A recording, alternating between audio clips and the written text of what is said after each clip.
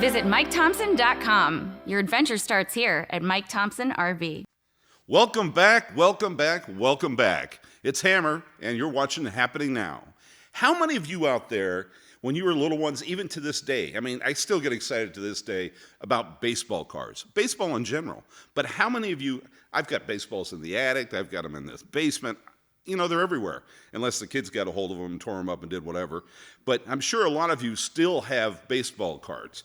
How about you, Troy? You still got some left? You know, I used to have some. They went the way of a yard sale at one point, so I don't have any more, but I've got 3 gloves and about 3 balls left over. And it looks like you got a monkey. I got the rally monkey. You guys remember the Angels rally monkey? Oh, yeah. Yeah, Cypress Yeah, Hill. they never rallied. Oh, yeah. Look how old that is. See that tag? So today, guys, our wonderful friend, Mr. Chuck Finley, 5 times. What did we end up saying, Sean? We made some stuff up that day. Can we make some stuff I don't up even know here? what was legit. Yeah. We just threw some at the fan and it hit and it stuck, and we're going to go with it, aren't we? Yeah, we're definitely going to go with it.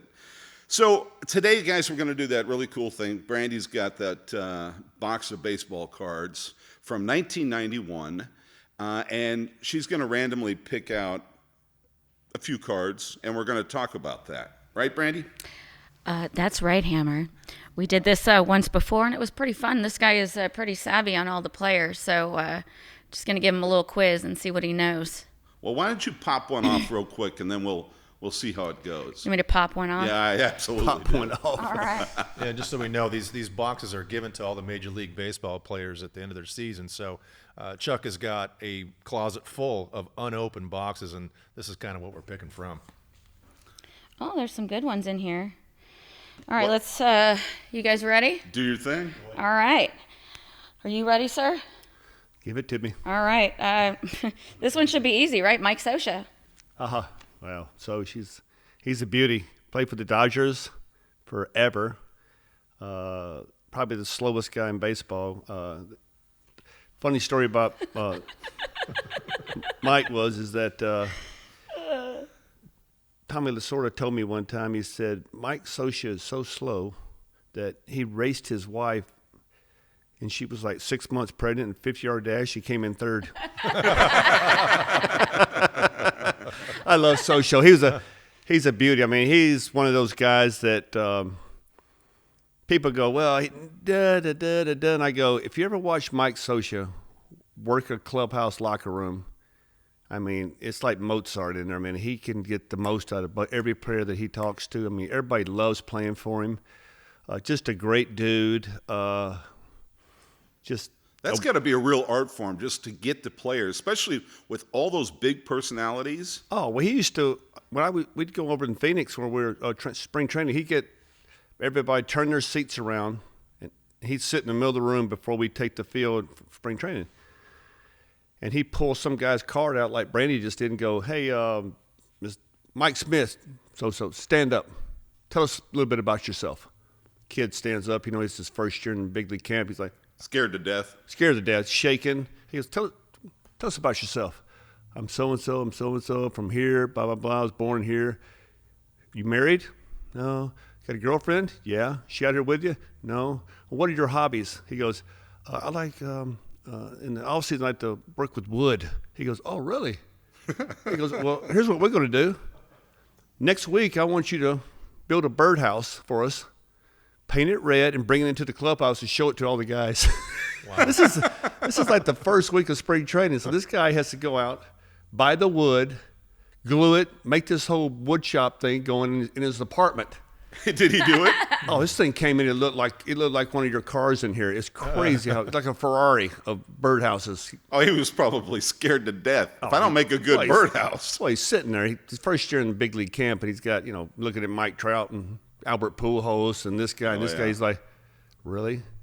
I got to do Chuck, this? What's it take? What's it take for a player to turn into a manager? I mean, there's got to be a really unique, because that doesn't happen that often, I don't think. I mean, there's got to be a unique characteristics of a guy like that can take over a club. Oh, well, yeah. I mean, in my opinion, most of the better managers in the league are called catchers because they see the game this way, They look at the game like this. Pitchers look at the game like this in a small little vacuum. So most of the guys that I've seen that and been around, the catchers are ones that really can change the way the game is played because they're squatting back there for 9 innings for 20 years, and they see everything that's going on. And most people don't even realize what's How hard going it is on. to squat. Yeah. Yeah, well, for 20 years. Yeah, I do it for about 3 seconds. minutes. I'm like, son of a bitch, I got to stand up. My knees hurt. It takes me 10 minutes to go to the bathroom. I'm like, Jesus Christ, I got a cane in there. Yeah, exactly. Can somebody come in and help me off this thing? Help me. Jesus, help me. Can I get a forklift? Yeah. No, but I mean, they have to see everything going on. And that communication, besides that they have between the catcher and the pitcher, they must have signals also between first base, shortstop, third base, all that. It's a conspiracy theory, dude. It's unbelievable because you got coaches on each side watching everything that's going on, your hand, whichever way you turn your hand, your finger, this. They watch the shortstops, the way they shift one little bit. They go, because they all know what pitch is coming. Then you got 15 scouts in the stands writing down everything you do. They ship it off to the team that's coming into you. So you're not walking out there with a blind hand. You're like, they know everything I'm going to do. But if you don't make any mistakes, you're all right.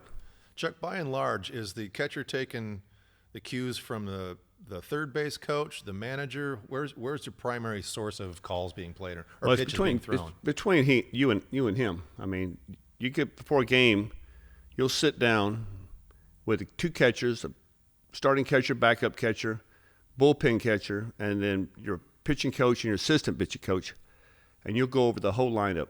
I mean, not just the guys that are in, but the whole lineup. And you kind of figure out a plan of attack. And then given that night, you don't know what you're really going to bring into the game, so you have to make adjustments on the run. But it's basically one-on-one. I mean, it's you and him that are figuring it. A lot of times I was having a terrible stretch in Cleveland, and everything that I call was wrong. It's one of those days where everything I did was wrong. Nothing went right. Yeah, nothing went right. So the next game I pitched, Omar Vizquel was our shortstop. I said, why don't you and Sandy Alomar call the game for me? I won't say a word. He goes, okay. So they were going back and forth. And the funny part was we went to the dugout and somebody hit a home run off of me, and Omar and Sandy are fighting because Omar called a pitch and Sandy shook him off. He's all upset about He it. got all upset about it. So I got a question for you. Are you a big power bar guy? Do you ever eat power bars? Oh, Lordy. Those things are all about timing now that I know this. Yeah. There's a great story about this one was everybody knows Rex Hudler. And Rex he's just a colorful guy. He's just high energy, just loves to play the game, just very positive guy. It was about the 6th inning one night, and he's back there at second base dancing around. He's doing all this, and I go, Hud, what's up? And he kind of runs up and he goes, hey, Finn, listen, I just ate a power bar like before we came out here. And he goes, I got to go to the bathroom so bad right now. I need you to get this guy out really quick. I go, okay. Time out. I pulled the catcher out. What's up? He goes, Hud's got to go to the bathroom really bad back there. Look at him dancing around. I said, let's slow play the hell out of this. Oh, my God. He's got his legs crossed. We got a turtle head. We got a turtle head in the Oh, shortstop. Oh, Lord. He came in, his legs were so tight, his ankles were bleeding. That's how close they were together. All right, Brandi, should we hit another card? So let's hit another card. How about, speaking of catchers, Lance Parish? Oh, I played with Lance. He's a man-child, too. He was – Well, we're getting all the biggies here. sorry? I said we're getting all the biggies going here. Yeah, Lance was an awesome guy. Truly professional. He and I, Boston and Fenway one night had a no-hitter going to I think I ended up blaming him that I lost the no-hitter because of him. He put down the wrong finger, and I threw it, and it ended up being a base hit. So I didn't talk to him for like 2 weeks. Blame the catcher. Yeah. Lance is good. I mean, Lance is just a true professional. Yeah, great dude. He's a big old Detroit man, right? I mean, I used to watch him when I was back in Michigan, and there's one unique characteristic about that guy. His forearms were the size of your thigh. He was huge forearms on that guy. Oh, he looks like Duraflame logs when he came up there. Is it true? I mean, you always think because these catchers are so aggressive. Are they usually one of the toughest guys on the team? Oh, yeah, by far. I mean, you go out to play in like Arlington, Texas, it's 105 degrees, and you got to put all that shin guard shit on and all that, and you just go, wow. And then you got to squat for 9 innings, slide this way, slide that way, throw this, throw that. I have all the respect in the world for those guys. And then they got a beast like you throwing balls at them. Well, that's fine and dandy as long as they know what's coming. They have no problem. They can catch anybody, but you're right about that. They're usually the toughest guys because you can't get those guys out of the game. I was worried about the baseball bats coming around your face all the time, too. Yeah. It's like there's a whole bunch of shit going on back Well, there. that's why they have that full helmet now. Enough of them got hit in the back of the head. Back of the head. Yeah. But you're right about that, though. They're the stone, they're the rock of the team. That, the shortstop, second baseman, center fielder, those are the 3 guys that are the most important guys on your team. So you guys are communicating this whole time. So when they miss that ball, is it usually because you guys miscommunicated? Yeah, most of the time. Yeah. It's not that your stuff is that good because they can catch anything, but he might put a 2 down. You saw a 1, depends on what you Speaking did. of that, 2 and 1, talk to us a little bit about that, Chuck. I mean, it's like we all see the catchers down there doing this stuff at the bottom. Like you said, they're looking at the third base coach, looking at the manager, looking at you. Do you change those calls up all the time? Are the calls the same? I mean, what does all that stuff mean? Well, every guy has something different. I mean, they go to pumps. They'll go, I'm going to put down 3, which means the next 1, 2, 3, the third sign I put down is what we're going to throw. Then you shake off. Then you got guys that do pumps. You got catchers that'll sit here and do taps. Right. There's endless amounts of variety that you can do to get this thing going. But, I mean, a lot of times when you get out there, you got the guy on second base.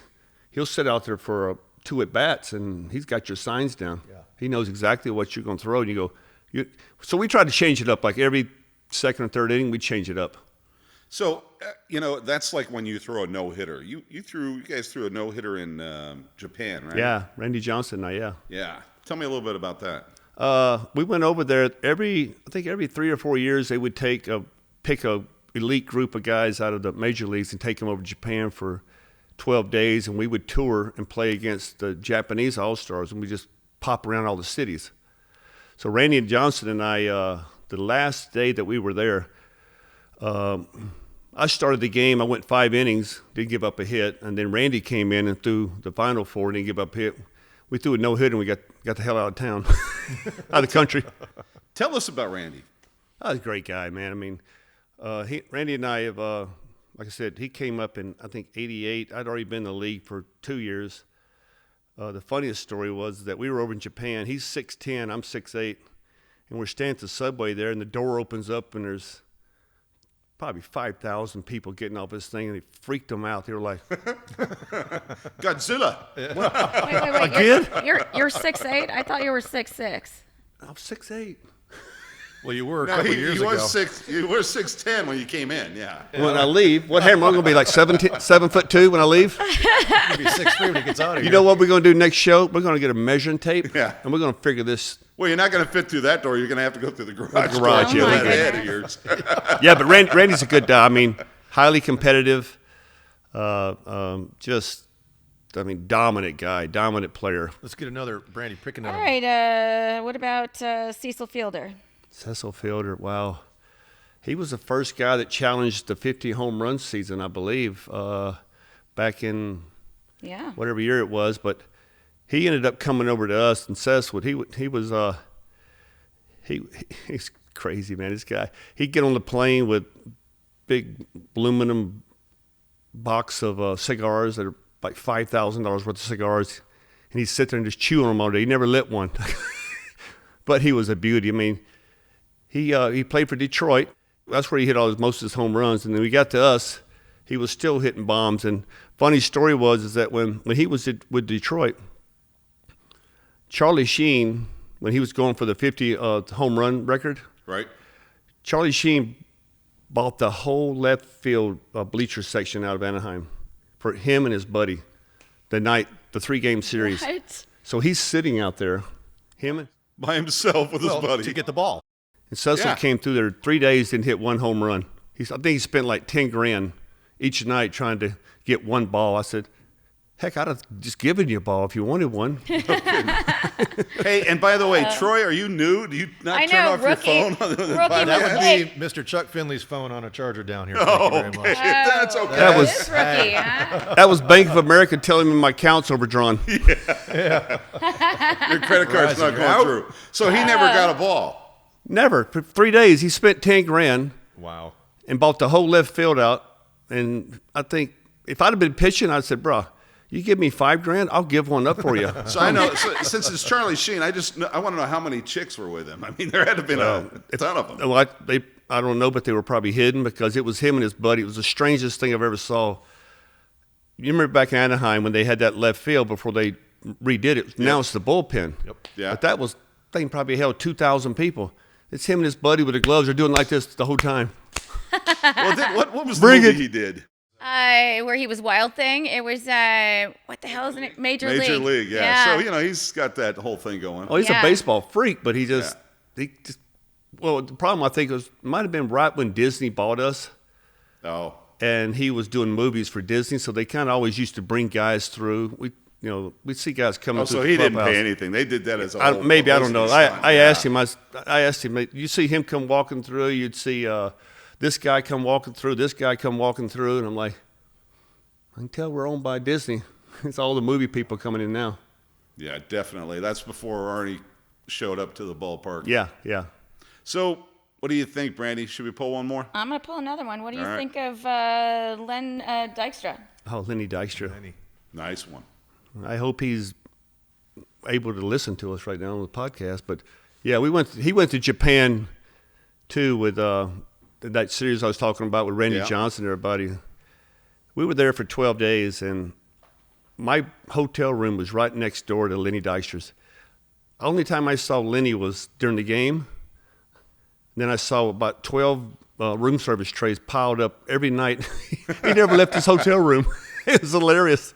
I said, Lenny, you want to go out and have dinner? He goes, I had dinner last night in my room. I go, okay, yeah, but we've been here like 7 nights in a row. He goes, so what are you trying to tell me? I go, well, do you want to go see Mount Fuji? You want to go do something? Go see the sights? Yeah. I'm good. We're leaving in 2 days. We're all right. I go, okay, brother. But he was the dirt bag. That guy was a grinder. He was an interesting cat, very interesting cat. But Well, he probably didn't want to leave his room because he saw the newscast that Godzilla was out. well, yeah. You well, know, and Lenny and was Rodan. he was kind of vertically challenged, but he fit. Wait. What is that supposed to mean? He's like 5'8", maybe 5'9". We're talking about height again. There we Is this- go. is But this no, what we're doing? what I'm Yeah. trying to say is the fact that he's only one of the team that fit in those beds over there. Chuck is like 7'2". I mean, I was when I walked in. I'm 6'8" Yeah, now. We're going to measure. I swear. We're going to do We're it. gonna have to because I swear you said 6'6" last time I saw you. Next show, it's I'm going going up to be every 6'1". time. It's like I'm on a dating app or something like that.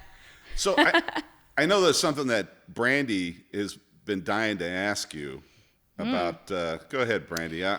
So I'm just really curious, like what really goes on in that clubhouse? Like what are y'all doing in there? Are you slapping each other with towels? Are you, God. you know, what kind of funny business is happening back there?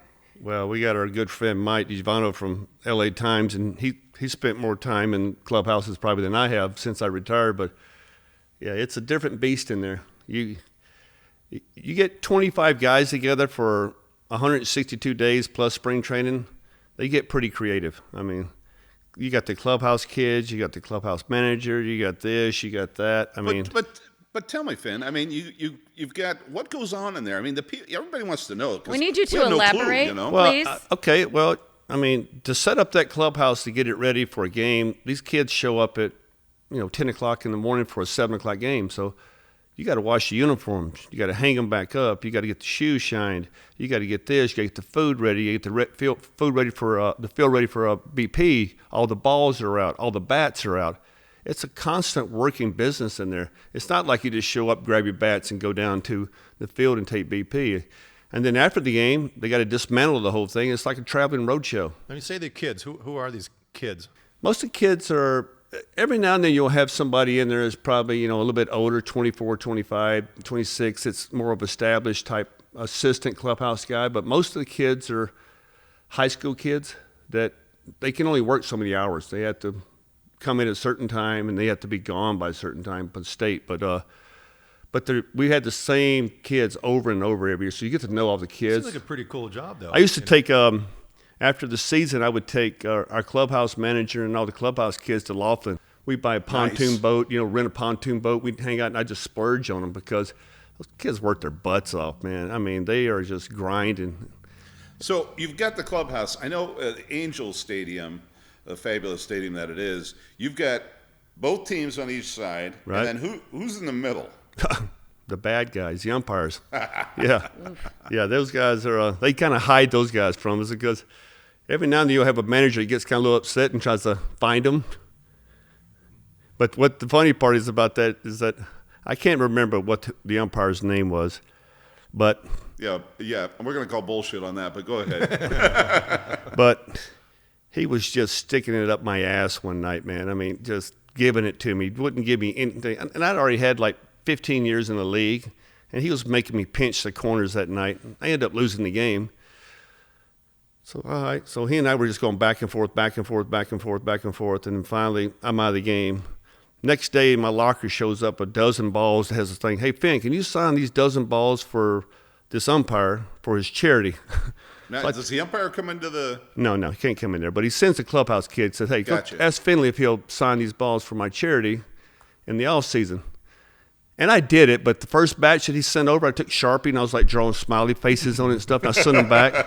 Kind of squeaked him a little bit for a while, but... Yeah, but those are probably worth some money now. Those are Chuck Finley originals, I've seen guys try to get into the umpire room, like talk to guys, like get into it with them. It's pretty crazy. Chuck, how much communication do you have with umpires during a game? I mean, obviously he's right behind the catcher and stuff, but do you communicate at all with those guys? Well, if you're talking to an umpire a lot, you're basically not doing well. You're in trouble. Yeah, you're trying to bribe them pretty much. You're telling them stories about your kids, like, hey, I got to get this game over. My kid's homesick with pneumonia, blah, blah, blah. They're like, oh, poor thing. But most of the guys that, one thing about an umpire is they don't even want to be seen. If you don't hear anything from an umpire, it's a good thing. It's a good thing. Yeah. But now with the replay and all that stuff going on, they're involved every play, every pitch. Is that a good thing? Do you like the replay? I think it has its place. I don't think it has its place in the game for the whole game. I love it for the playoffs because that's huge. Important. But yeah. I mean, I just don't understand this. Why do they have to call New York? Yeah, that's crazy. And it takes, first off, it's a long distance call, so it's going to cost you. Why don't they have 4 umpires? Boy, you're showing your age on that one, Chuck. Long distance call. Hey, why don't they have, okay, they travel with 4 umpires, right? First, second, third, and home plate. Why don't they have another one sitting there just in case somebody gets hit or gets taken out, doing the replays right there on the spot, and have a green light or a red light, like that quick? It just makes no sense to me. Like the NFL does. Yeah. Why does it take 20 minutes to find out if a guy beat it by half a step? I don't like the replays. I don't like the replays in the NFL. I don't like it in baseball. It's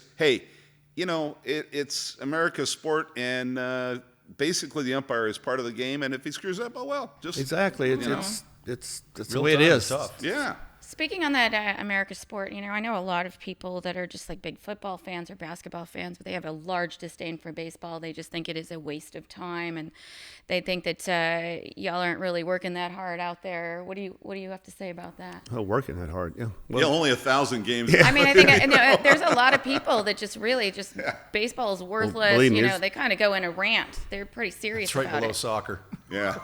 Well, I mean, it's Badminton. It's kind of probably one of the only sports where you see a lot of guys standing around doing nothing, and then they go up to bat and they get a hit or strike out or whatever. There's been a lot of nights I went out there and I felt like I wasn't working that hard, and my GM told me that. But what the biggest thing about baseball that people don't understand, they go, oh, you guys fly around these private jets, but it's 162 games, and Wow. You're leaving, say we go to Cleveland, and we finish that game at 10:30, maybe 10, hopefully 9. Well, by the time you get on the plane, get it loaded, and come back to California, you're getting home like at 2 o'clock in the morning, or vice versa. So the grind of baseball is the flying of it. It's the travel. Yeah, the travel is what kills you. And that's what any player will tell you. They go, when they retire, they go, well, I miss the guys, but I don't miss the travel at all. What are your thoughts on a shorter season? Do you think there's too many games? Well, it's tough because it's going to be interesting this year when the labor agreement comes up because, they're going to jump in there and say, well, you're trying to take salaries away from in a shorter season. But I think it would save guys' career. I mean, it would make the game better. Maybe 80 games, something like that. Yeah. Yeah, but the owners don't want that. Yeah. Well, it's all. I mean, money-wise, that kind of. Yeah. I mean, 162 games is a lot.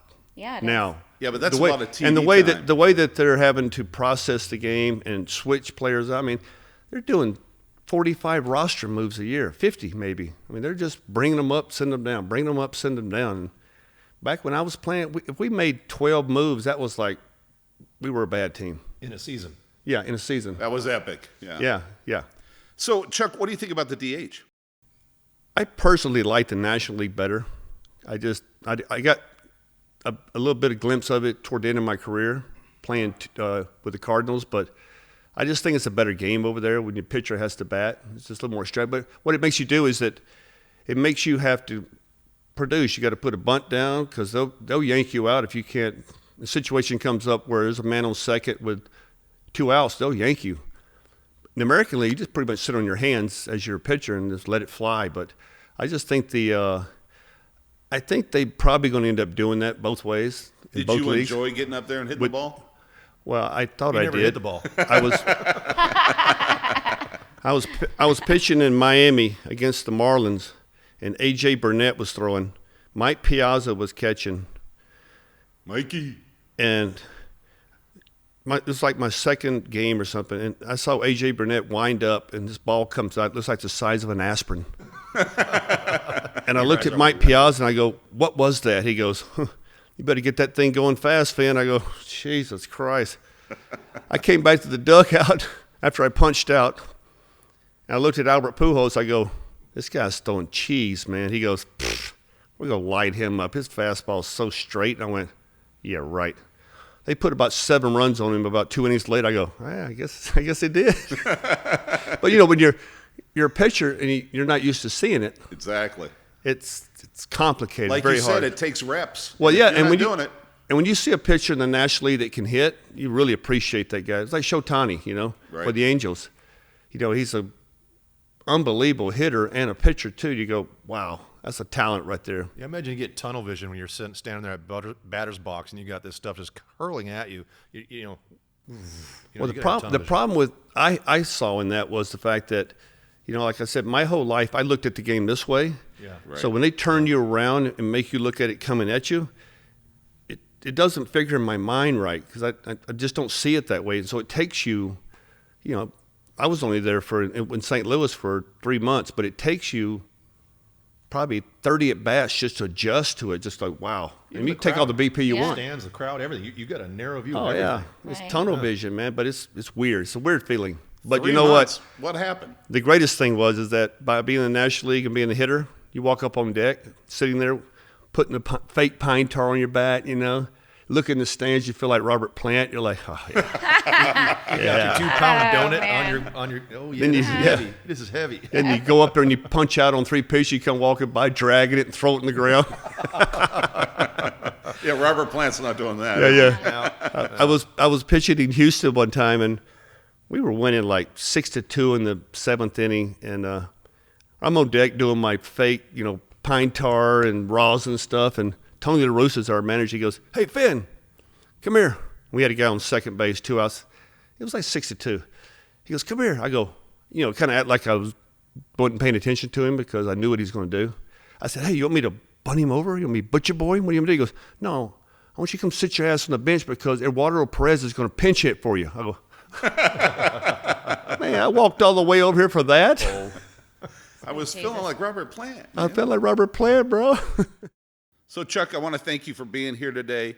We're going to keep this up, guys. But, hey, if you got questions for Chuck And we're going to bring in some other players. Chuck's going to be sitting on us. He's going to be a co-host, hanging out with us with Happening Now. But if you got some questions, please send them our way, and we'll answer them. If you want what you want to hear, what you want to see, we'll see you next time on Happening Now. Peace out.